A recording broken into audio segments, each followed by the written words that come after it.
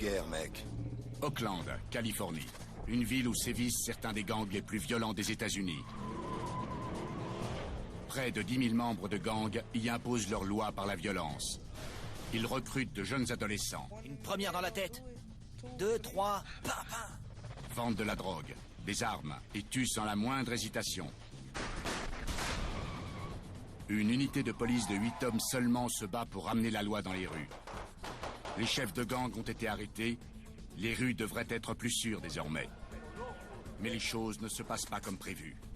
80 personnes ont déjà été tuées cette année à Oakland. Un policier a été tué ainsi que 4 hommes.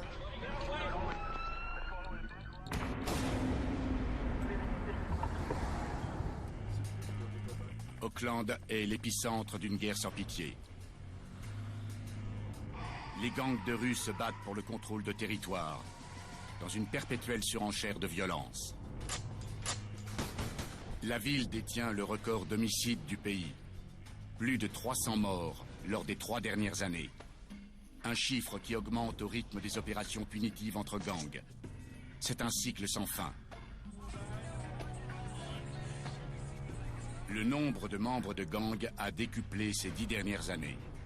Ce sont de véritables soldats qui imposent la loi de la rue par tous les moyens nécessaires. C'est de la folie ici, t'as pas idée. T'as vu ça? Du 357. T'as vu la taille des balles? On joue pas. Ceux qui nous cherchent, on les bute. On a une balle pour chacun d'eux. On est prêt à tout. N'importe quand. Les membres de gangs sont armés et de plus en plus jeunes. Ils sont presque tous noirs ou latinos. À Oakland, l'homicide est la première cause de mortalité chez les jeunes noirs de moins de 25 ans. Les statistiques sont sinistres. Mais pour les citoyens respectueux de la loi, il reste un espoir. Voici l'unité de 8 hommes qui se bat quotidiennement pour reprendre le contrôle des rues. Certains sont nés dans les quartiers mêmes où sévissent les gangs. Sortez ou on lâche les chiens. Le chien vous trouvera et vous mordra. Sortez les mains en l'air ou je lâche le chien.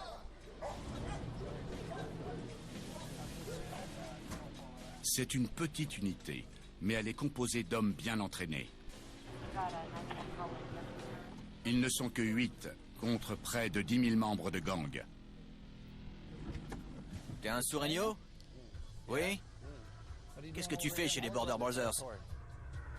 Je ne suis pas naïf au point de croire qu'on va mettre un terme à la criminalité et aux gangs à Oakland. Ça n'arrivera jamais. Mais on les oblige quand même à rester sur leur garde.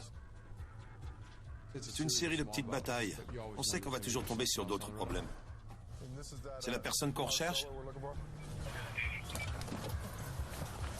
L'unité choisit ses cibles et ses batailles l'une après l'autre. Crack et marijuana.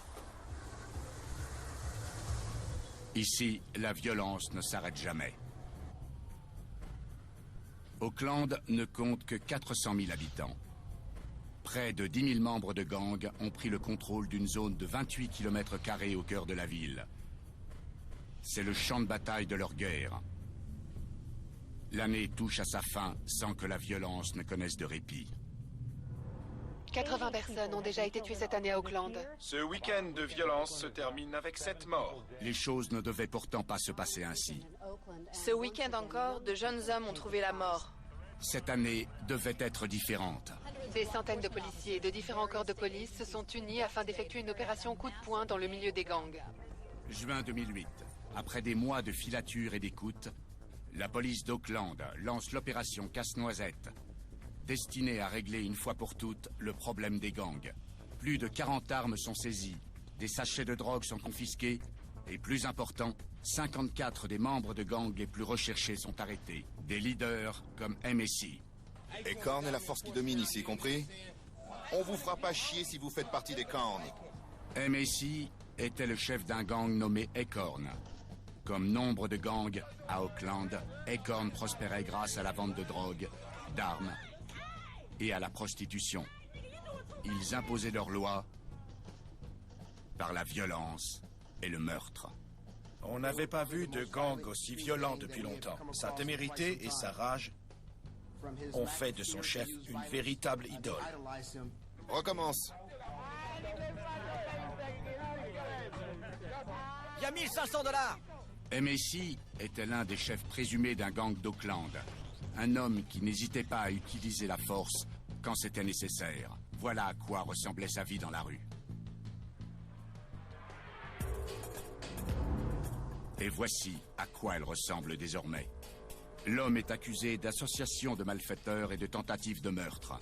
Il porte les stigmates de sa vie passée dans la rue. La vie de violence d'un chef de gang. Pour lui, ses cicatrices sont des médailles. On m'a tiré dessus 20 fois. J'ai des blessures ici, au pelvis, là, là, là, là. Une dans la fesse. Je sais pas comment celle-ci m'a pas paralysé. Ici, je me suis fait tirer dessus 5 fois avec un 40. Et 2 autres balles aussi. Pour MSI, la vie derrière les barreaux de la prison de Santa Rita est presque identique à sa vie dans la rue. Car comme dans la rue, la prison est dominée par les gangs. Sur les 4000 prisonniers enfermés ici, plus de la moitié sont des membres de gangs avérés.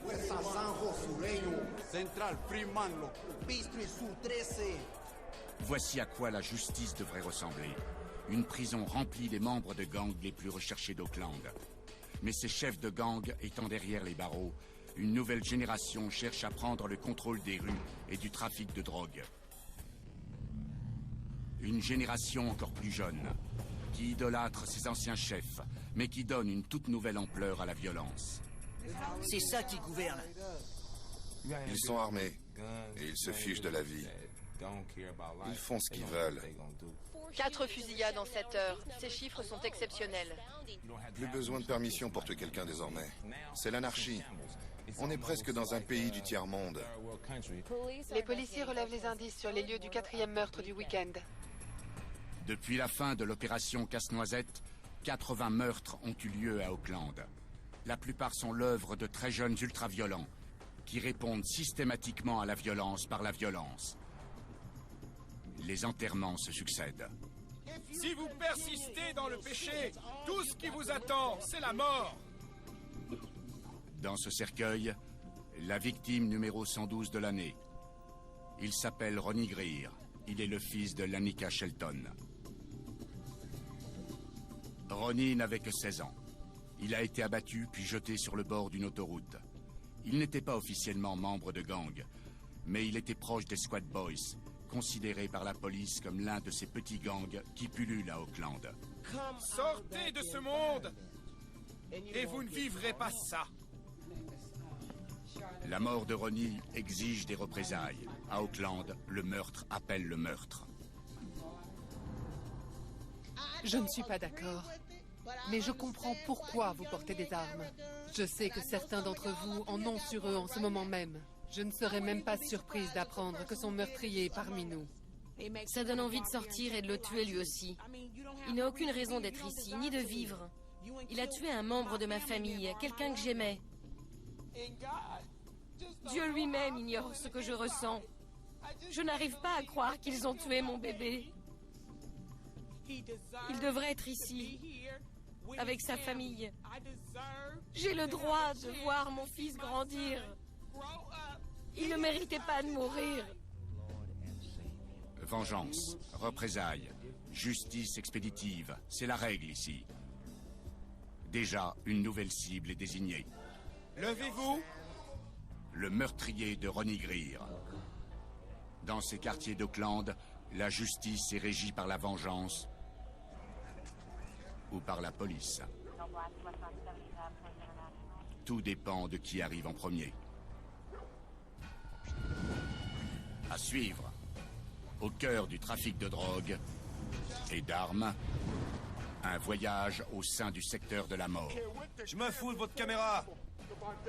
Et 4 policiers sont abattus dans les rues d'Oakland. Le suspect est un homme noir, 1m70, 70 kilos.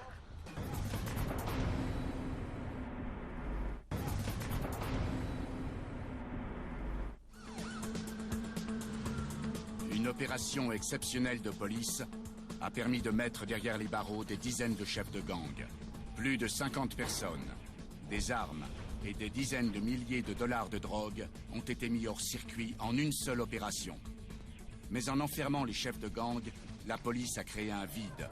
Et une nouvelle génération, plus jeune et plus violente, s'affronte pour le contrôle des rues. Il s'agit d'une guerre pour le contrôle du marché de la drogue. Ils appellent ça The Game, le jeu, mais c'est loin d'en être un. Les gangs vivent de ce business lucratif, mais mortel.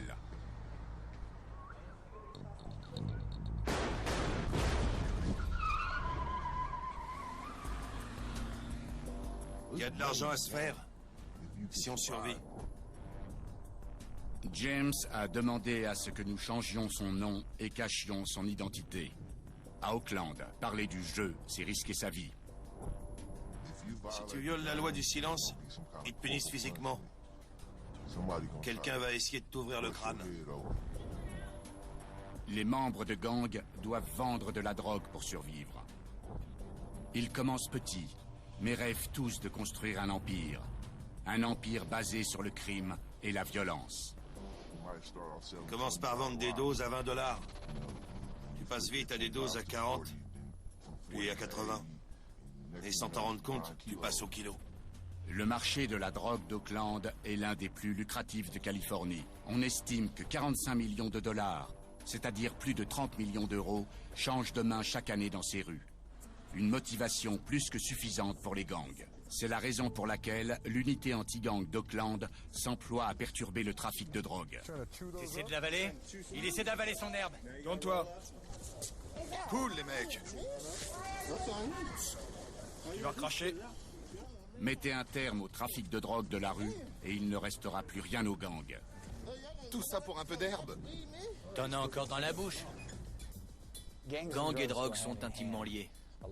Beaucoup de dealers se mettent sous la protection des gangs pour être tranquilles dans leur quartier. L'agent Killy et son collègue fouillent les environs à la recherche de cash. La maison est abandonnée. Ses clients s'arrêtent dans l'allée, il va les voir, l'air de rien, et leur file leur drogue. Il la cache toujours quelque part, comme ça, si on l'arrête, il n'a rien sur lui. Mais quand un dealer attend dans la rue, ses caches sont plus limitées. Crash. Encore! Arrêtez! Vous me faites mal! Il y en a encore. Est-ce que c'est bien nécessaire, tout ça? La quantité de drogue qu'il ramasse est suffisante pour inculper ce dealer. Je fais rien de mal!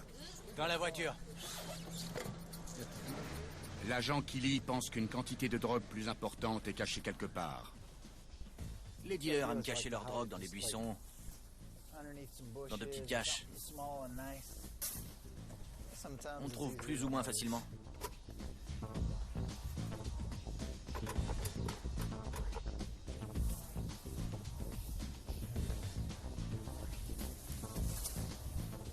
Bingo.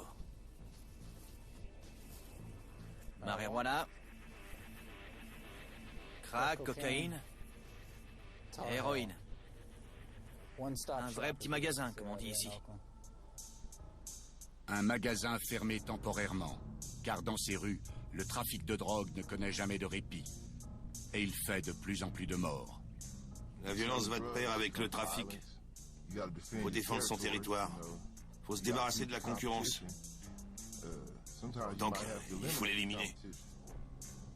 Je dirais pas que tout le monde ici a un flingue, mais ils sont beaucoup à en avoir. Quand on vit cette vie, il en faut un. C'est obligatoire. Près de 1400 armes sont saisies par la police d'Oakland chaque année. Argent, drogue et armes. Un mélange détonnant qui rend le jeu extrêmement mortel. Il dépasse rarement les 21 ans. Ça dure 9 ou 10 ans, c'est tout. Mais il y a quelques exceptions à la règle. Filthy Rich est l'une de ces exceptions. Il a 26 ans, ce qui fait de lui un ancien, un original gangster, le terme utilisé dans la rue pour désigner les plus vieux et les plus durs. Filthy a gagné ce statut dans l'un des quartiers les plus dangereux d'Oakland, Sam City.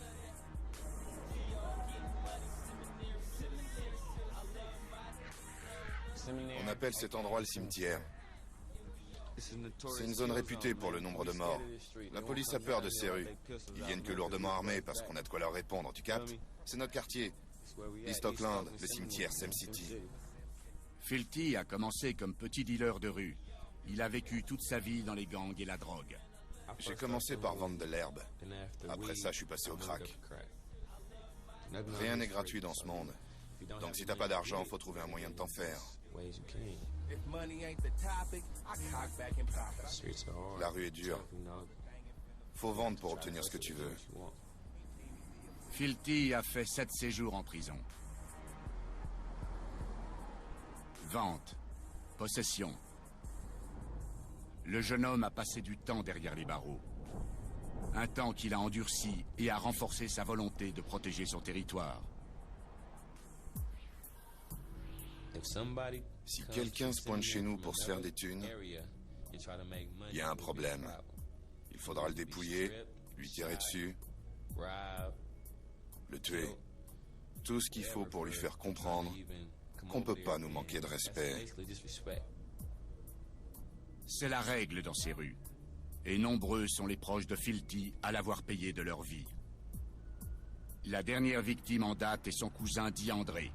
Il a été abattu dans le secteur de la mort. C'est ici qu'il a été tué. On était ici. On marchait vers cette maison et on nous a tiré dessus. Les coups de feu venaient de ce côté. On s'est enfui. Lui, il s'est écroulé. J'arrive toujours pas à digérer ça. C'était le jour le plus dur de toute ma vie.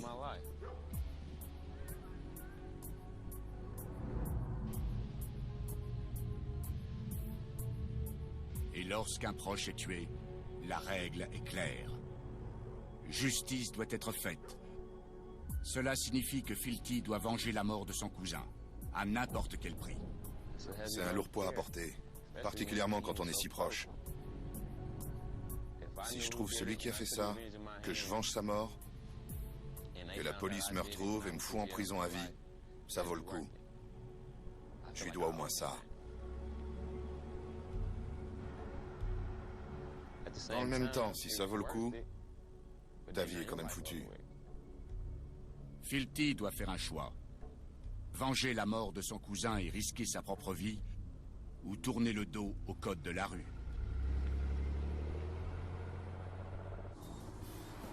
Dans un autre quartier, on pleure une autre victime du code. On a encore perdu un jeune. On a organisé ce petit quelque chose pour montrer notre soutien. C'est notre manière de montrer notre respect. Ce mémorial improvisé en l'honneur de Ronnie Greer rappelle aux habitants du quartier le coup de cette justice de rue.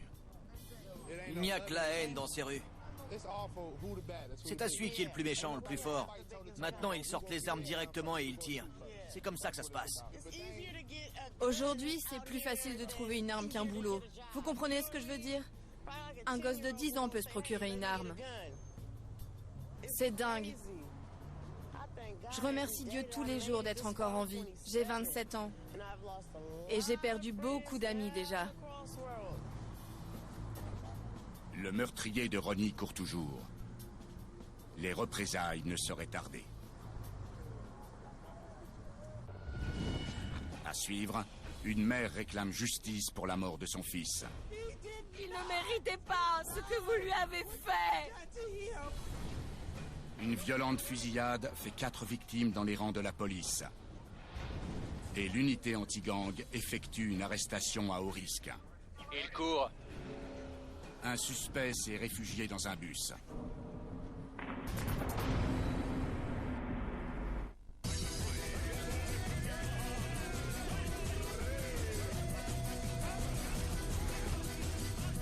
Seul face à la nature, nouvelle saison. Demain à 20h45 sur Discovery. Good luck, Bear! Voici un monde de merveilles. La nouvelle saison de Comment c'est fait nous explique comment tout cela nous est parvenu. Comment c'est fait, dès le 20 décembre à 20h45 sur Discovery. Les plus grandes catastrophes arrivent souvent sans prévenir et nous frappent de toute leur force.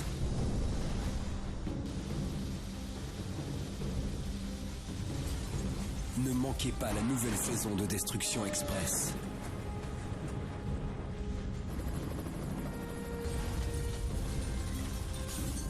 Destruction Express. Demain à 21h40 sur Discovery.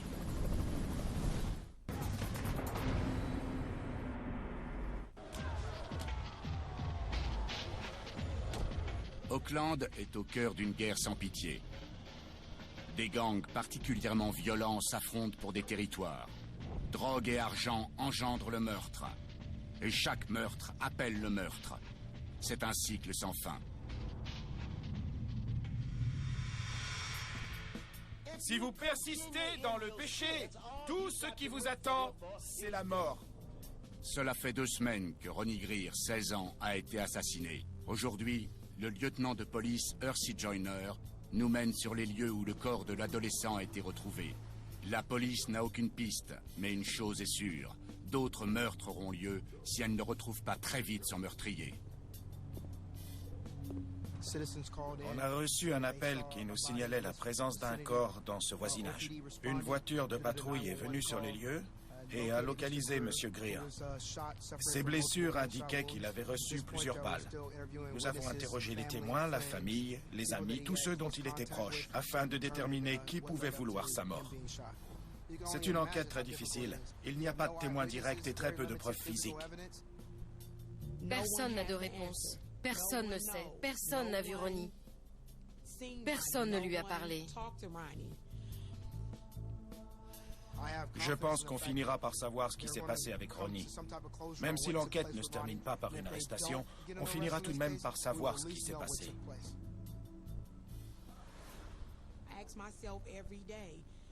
Chaque jour, je me demande ce qui peut pousser quelqu'un à tuer un gamin de 16 ans et à jeter son corps près d'une autoroute. Je ne vois pas ce qu'il a pu faire pour qu'on veuille prendre sa vie comme ça. Ça me donne envie de prendre leur vie aussi. Les représailles sont courantes à Oakland. Les chiffres parlent d'eux-mêmes. Devant l'église de St. Columba, on tente de donner une visibilité nouvelle à cette guerre. Chaque croix représente l'une des victimes de l'année. Aujourd'hui, on élève celle de Ronnie Greer. Il devrait être ici, avec sa famille. J'ai le droit de voir mon fils grandir, devenir un homme, aller à l'école, obtenir un diplôme. Mon fils devrait être ici, avec sa famille. Il ne méritait pas de mourir. Les mères sont les autres victimes de la guerre des gangs. Dans cet océan de croix, un quartier est particulièrement représenté. On l'appelle le secteur de la mort. C'est une zone de 18 blocs sur 45 qui s'étend de Seminary Avenue jusqu'à la 175e rue. Elle ne fait que 5 km², mais plus de 100 meurtres y ont été commis ces 2 dernières années. Des meurtres presque toujours liés aux gangs. Et chaque mort laisse derrière lui une famille brisée. Mona Hall a perdu ses 2 fils dans ces rues. À le regarder comme ça, ce quartier ressemble à un endroit où on a envie d'élever ses enfants. Où on pense qu'ils seront en sécurité, mais ce n'est qu'une apparence. Je me fous de ce que votre caméra filme. Je m'en tape. Je suis le boss ici. Voilà de quoi je parle. Un moment, tout est calme. Et pour un rien, les gens deviennent violents. Pour Mona et sa famille, cette violence s'est déchaînée un dimanche soir. Son fils Jesse a été abattu devant la maison. Tout ce que j'ai vu, c'est un nuage de fumée. Quand je suis sortie, Jesse était étendu ici. Je me suis agenouillée et sa tête est tombée vers moi. Tout simplement. J'ai tout de suite compris que mon bébé était mort. C'est un quartier bien connu. Pas mal de merde sont arrivés ici. Le secteur de la mort est le quartier de Filthy Rich. Des dizaines de ses amis, ses frères de gang, ont perdu la vie dans ces rues. Je crois qu'on est la rue où il y a eu le plus de meurtres cette année. Mais c'est la voie qu'il a choisie. La mort est omniprésente dans la vie d'un membre de gang.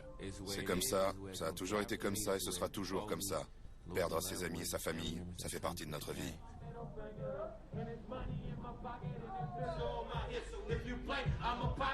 Mais il y a peut-être une porte de sortie pour le jeune homme. Filthy le dealer tente de devenir Filthy Rich le rappeur. Il rappe sur son quartier, les rues dans lesquelles il a grandi et la vie qu'il a vécue. Je pourrais pas rapper sur quelque chose qui me ressemble pas, sur des choses que j'ai pas faites ou vu faire. Tout ce que je dis est vrai. J'ai vécu tout ça. Je viens de la zone. Je sais de quoi je parle. Voici la preuve qu'on est vivant. Les chansons de Filthy parlent de la drogue et des armes, des représailles et de la vengeance. C'est un écho au code de la rue, un code qui impose sa propre conception de la justice.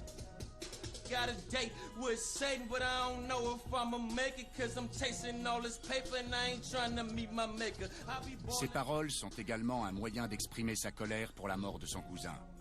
Car le meurtre de Diandré a changé sa vie pour toujours.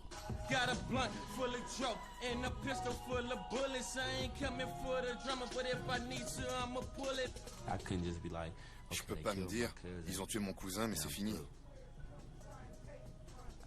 Faut que je sois un homme et que je me lève pour défendre les miens. Ils sont peut-être après ma famille maintenant. Ils sont peut-être après moi. On peut pas se dire, c'est cool.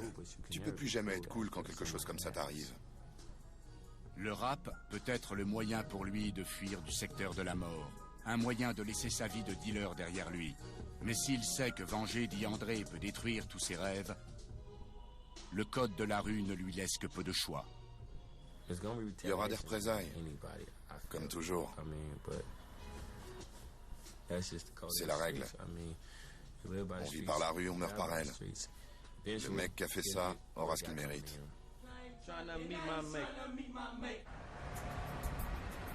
Alors que Filthy rumine sa vengeance, dans un autre quartier, un funeste business est en pleine expansion.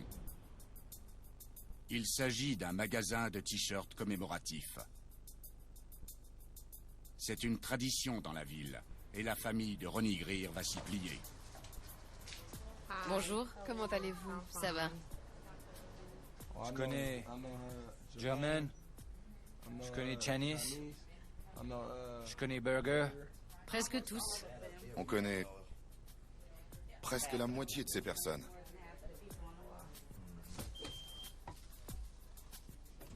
Celui-ci est pour sa petite sœur. C'est ton frère, Ronnie. C'est mon frère, Ronnie. En 3 mois, j'ai imprimé tous ces t-shirts sur le mur.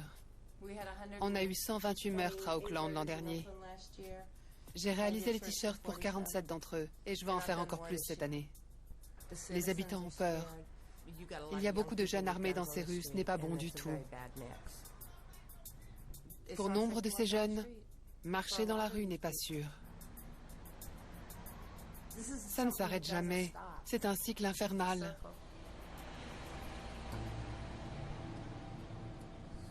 Un cycle infernal qui n'a pas épargné Mona Hall.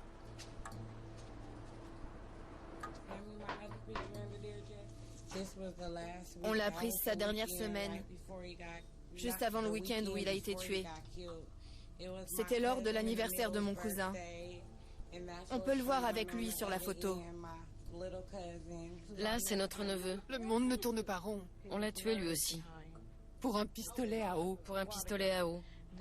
Là, c'est Mike, notre filleul, le meilleur ami de Jesse. Les gens oublient leur humanité. Ils oublient ce que c'est que d'être un être humain. Ils oublient la valeur de la vie. Tout ça me fatigue. Il me fatigue.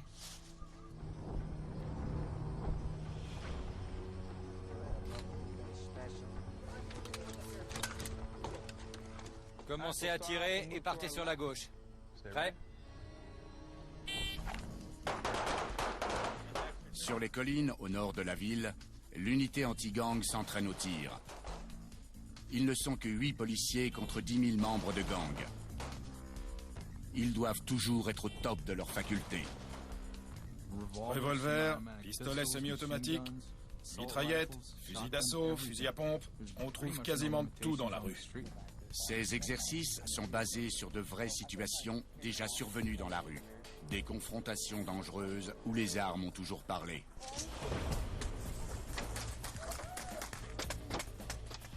Ces policiers se préparent pour affronter leur réalité. Dans la rue, on tire à balles réelles et l'ennemi est lourdement armé. Le danger est omniprésent. Que vous arrêtiez une voiture ou un piéton, on peut vous attaquer. On essaie d'être armé comme la police. Si t'es armé, on te respecte. Les gars les plus armés sont les plus respectés. Dans la rue, les armes sont faciles à trouver et très bon marché. Un 38 coûte dans les $200. Un calibre 50 tourne autour de $400. Je parle d'armes toutes neuves. Tu prends un flingue qui a été jeté, qui a peut-être déjà tué, tu peux le toucher pour $50. Ils les vendent à tout le monde. Enfants, ados, adultes. Tout le monde. Certaines de ces armes sont saisies. Voici ce que l'unité anti-gang affronte quotidiennement. L'an dernier, notre unité a confisqué 76 armes à feu. Dans ce genre-là, fusil d'assaut, fusil à pompe, pistolet, de tout. Il n'y a pas d'armurerie officielle à Oakland. Mais chaque année, la police saisit environ 1400 armes. Près de 10% à des jeunes de moins de 17 ans. Ces derniers temps, ils saisissent de plus en plus de fusils d'assaut et de mitraillettes. Des armes destinées à la guerre, pas à la vie normale. Dans la rue, ils appellent ça un hachoir. Ça vous découpe un type en deux. Cet engin tire des balles qui peuvent me traverser et ensuite traverser mon collègue derrière moi. C'est pas le genre d'armes par lesquelles il faut être touché. Mais c'est bien à des armes comme celle-ci que l'unité anti-gang et les policiers d'Oakland sont désormais confrontés. Malgré le danger, un seul policier est mort en service ces 5 dernières années. Mais tous savent que la chance peut tourner à n'importe quel moment. C'est le plus grand nombre de morts jamais enregistrés parmi les forces de police. 2 motards de la police arrêtent une voiture pour un simple contrôle. Le conducteur de la voiture, Lovell Mixon, est recherché pour meurtre. Il y a un mandat d'arrêt contre lui. Le jeune homme tire sur les policiers avec un pistolet semi-automatique. Il les abat. Il fuit les lieux. La chasse à l'homme commence. Le suspect est un homme noir, 1m70, 70 kg, vêtements noirs, peau claire, lunettes à large branche. Une chasse qui se termine ici, dans l'appartement de sa sœur. Le jeune homme se terre. Il est pris au piège. Lorsque l'unité d'élite entre, Lovell Mixon leur tire dessus. Mais cette fois, avec un fusil d'assaut. 2 autres policiers sont tués. Après 1 heure de siège, les forces de l'ordre l'abattent. Le sergent Brandwood de l'unité anti-gang est sur les lieux. Les choses dégénèrent très vite ici. On n'a pas toujours le temps de réagir. Quand on repère un type dans la rue avec une arme, on sort de la voiture et on est sur lui avant même d'y avoir pensé. Dégagez! On n'imagine pas que ça peut arriver, même si on est bien conscient qu'on peut se faire blesser ou tuer à n'importe quel moment. 4 policiers sont morts. C'est une première dans les annales de la police, à Oakland comme dans le reste du pays. Les policiers le savent bien. Cette ville est de plus en plus dangereuse. En un clin d'œil, les rues peuvent sombrer dans le chaos.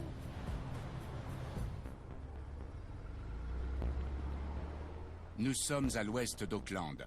Le quartier de Ghost Town est sur le point de s'embraser. Le fils d'un chef de gang du quartier est entre la vie et la mort. On lui a tiré dessus. La mince chance de préserver la paix réside entre les mains d'un étonnant petit groupe. Ils se font appeler les Major Y. Ils se sont donnés pour mission de stopper le cycle de violence avant qu'il ne se mette en branle. Vous voulez qu'on vous aide à pousser? Conduit par Kevin Grant, un ancien membre de gang qui a réussi à s'en sortir, le groupe réussit à communiquer avec les jeunes, chose impossible pour la police. On a acquis beaucoup de crédibilité aux yeux des jeunes. On parle leur langage. Ils nous écoutent et nous respectent. La victime de la fusillade s'accroche à la vie. Mais les rues de Ghost Town sont anormalement calmes. La manière dont sont garées les voitures. L'énergie qui se dégage des rues. On sent que quelque chose ne tourne pas rond. Grant et son équipe repèrent d'autres signes indiquant que le quartier se prépare à la guerre. Du verre brisé a été répandu le long de la route. C'est un vieux truc. Ils font ça quand ça va chauffer. Ils éparpillent du verre. Comme ça, quand les flics débouleront, ils pourront pas avancer sur plus de 2 blocs avant d'avoir les pneus crevés. Le verre sur la route n'est qu'un début. Plus loin, des membres de l'équipe ont été dissuadés de poursuivre. C'est chaud là-bas. On peut pas y aller. On va plutôt partir sur Market vers San Pablo. C'est pas du tout le moment d'aller par là. Apparemment, Pooh est mort. Ils viennent juste d'apprendre que leur ami est mort. Le fils du chef de gang n'a pas survécu. La nouvelle se répand comme une traînée de poudre. Ils sont sur le qui-vive, ils ne veulent pas voir d'étrangers. Comment ça va, toi? Tout roule? Ok, désolé d'apprendre ça. Un soir comme celui-ci, même un ancien membre de gang respecté comme Grant doit faire profil bas. On vient de passer devant une maison et les 3 gosses viennent de me dire qu'ils ne voulaient pas me parler parce qu'ils venaient de perdre un membre de leur famille. On prie pour qu'ils expriment leur peine par le recueillement, plutôt que par la violence. Même si, le plus souvent, ça se passe dans le sang. À suivre, l'unité anti-gang d'Oakland doit faire face à une situation dangereuse. Un homme recherché pour meurtre s'est réfugié dans un bus rempli de passagers. Les plus grandes catastrophes arrivent souvent sans prévenir et nous frappent de toute leur force.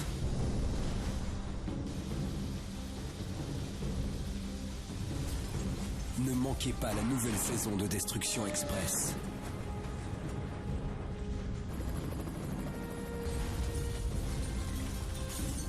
Destruction Express. Demain 21h40 sur Discovery. 2 mordus de sensations réalisent le rêve de beaucoup d'hommes. Testez tout ce qui roule, qui vole ou qui flotte. Des avions d'acrobatie au jet privé et des bateaux de course au yacht très select. En passant par les camions de pompiers, ils testent tout. Des défis extrêmes, le plein d'émotions et un peu de folie. Bataille mécanique, le lundi à 21h40 sur Discovery. Voici un monde de merveilles. Soda, fusée, muffins, voyage dans l'espace, ampoule électrique, fabuleux jukebox, comme au parfum de fraise, basket pour jogging, ballon de foot et des machines à gonfler les ballons qui gonflent. La nouvelle saison de Comment c'est fait nous explique comment tout cela nous est parvenu. Comment c'est fait? Des épisodes inédits dès le 20 décembre à 20h45 sur Discovery.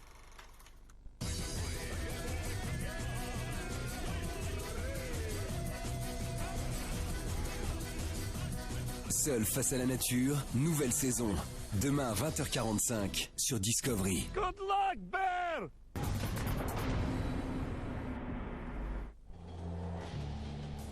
Dans le quartier surnommé le secteur de la mort, un nouveau meurtre secoue la communauté. Dans ce cercueil gît la dernière victime en date de la guerre qui déchire Oakland. Damani Matthews est le mort numéro 116 de l'année. Dans la rue, on parle d'une vengeance. Une vengeance pour la mort de Ronnie Greer. Il devient une croix de plus sur le mémorial. Une victime de plus à ajouter au macabre des comptes. Pour la brigade anti-gang, s'il s'agit effectivement d'une vengeance, les assassins ont abattu la mauvaise personne. Ils tirent des conclusions hâtives et désignent quelqu'un. Parfois, ils s'attaquent à la mauvaise personne. Ils sont persuadés que c'est quelqu'un alors que c'est pas le cas. Cela fait 3 semaines que la police cherche une piste sur le meurtre de Ronnie Greer. Il n'y a qu'une femme ici. Sans résultat. Police d'Oakland, nous avons un mandat, ouvrez la porte. Le sergent Randy Brownwood et l'ensemble de l'unité de 8 hommes courent contre la montre. Ils veulent absolument résoudre l'affaire avant qu'un autre meurtre ne soit commis. Dans la rue, une rumeur suffit à vous faire tuer. Nous, on interroge tous les témoins pour s'assurer qu'on poursuit la bonne personne. Pour les gens d'ici, pas besoin de tout ça. Ils écoutent les rumeurs et ils s'en prennent à la personne qu'ils croient coupable. La brigade tombe enfin sur une piste sérieuse. Une information fournie par un indicateur leur permet d'avoir un suspect et une adresse. S'il sort, il faut l'arrêter, sécuriser les lieux puis appeler la criminelle. On ne résoudrait pas la moitié des affaires qu'on résout sans indique. On dépend vraiment d'eux. Des questions? Le suspect se trouve chez sa petite amie, à l'est de la ville. Compte tenu de la gravité de son crime, l'unité s'attend à ce qu'il soit armé et qu'il fasse usage de son arme s'il se sent pris au piège. Quelques policiers partent en reconnaissance. Le reste de l'unité patiente dans les parages. La situation est stressante. Dès qu'il s'agit d'un suspect pour meurtre, c'est dangereux. On doit venir en force. Il peut tenter de s'enfuir en voiture, ce qui provoquerait une poursuite. Il peut également s'enfuir à pied, et il peut être armé. On doit toujours être en surnombre face à nos cibles. Le sergent Brandwood est posté à proximité. Il y a 2 agents en planque près de l'immeuble. On recherche un dénommé Darrell Davis. Il est recherché pour meurtre. On surveille sa planque. C'est un appartement sur la 69e avenue. Et au cas où il sortirait de l'appartement, on l'arrêtera sur le champ. On a un mandat pour fouiller l'appartement. C'est un jeu de patience. Un jeu que connaît bien la police. Toutes les équipes sont en place. L'équipe est prête. Le lancement de l'opération n'est qu'une question de minutes. Soudain, la machine se met en branle. Il va à l'ouest sur Snell, je veux dire à l'est, veste bleu clair. Un homme qui ressemble à la description du suspect vient de sortir, mais les policiers ne sont pas totalement sûrs d'eux. C'est lui? On ne sait pas. Il est sorti du bâtiment avec sa capuche sur la tête. On n'a pas vu son visage. Même corpulence. Homme noir. C'est notre homme? Mais le doute sera de courte durée. L'homme s'enfuit. Il court. Il monte dans un bus rempli de passagers. Les policiers sont sur les nerfs. Je suis juste derrière le bus, 3026, est-ce que c'est lui? Il nous faut une autre voiture sur place. Il va vers le nord sur la 71e. Est-ce que Gerardo est dans les parages? Sur la 71e et Rosedale. On est à l'angle de Spencer. Au stop. Il porte un sweat à capuche bleu clair avec un motif dessus. L'équipe se rapproche. La situation est tendue. Il y a des passagers à bord du bus. On va le serrer ici. Ok. Il va essayer de fuir. Tu crois qu'il va tenter de s'enfuir du bus? Prépare-toi à courir.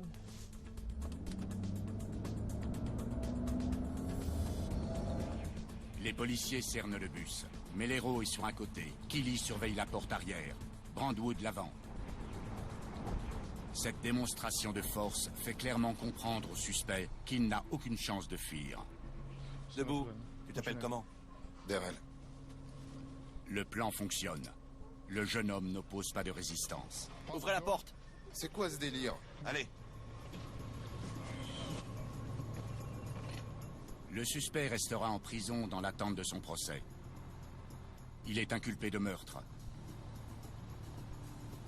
La brigade anti-gang vient d'arrêter un meurtrier présumé, mais également une victime potentielle de l'interminable cycle de représailles qui déchire la ville. Mais dans le secteur de la mort, une autre vengeance sanglante est en préparation.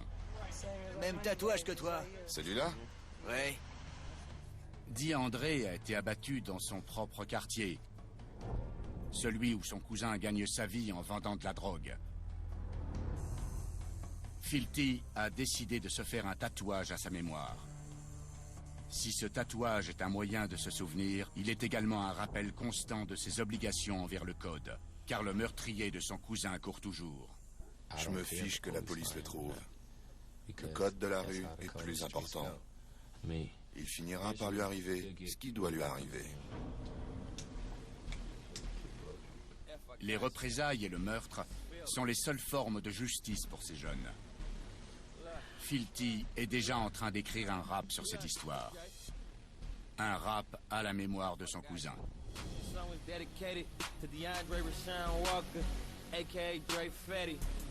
Filthy y exprime clairement son intention de venger la mort de son cousin.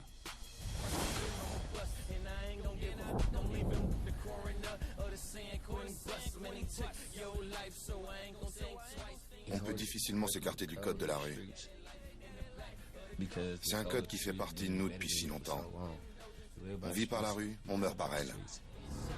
Ainsi vont les choses à Oakland. Le cycle infernal de la violence est sans fin. 124 jeunes ont été tués l'an dernier. Malgré les efforts de l'unité anti-gang qui tente de ramener l'ordre dans la rue, les morts s'accumulent. La loi a été remplacée par le code de la rue, le seul code valable aux yeux de ce jeune adolescent de 14 ans. Faut pas manquer de respect à qui que ce soit ici. Si tu me manques de respect, je te bute. Qui que tu sois, une balle directe. Une première dans la tête, 2, 3, bam, bam, bam. C'est réglé.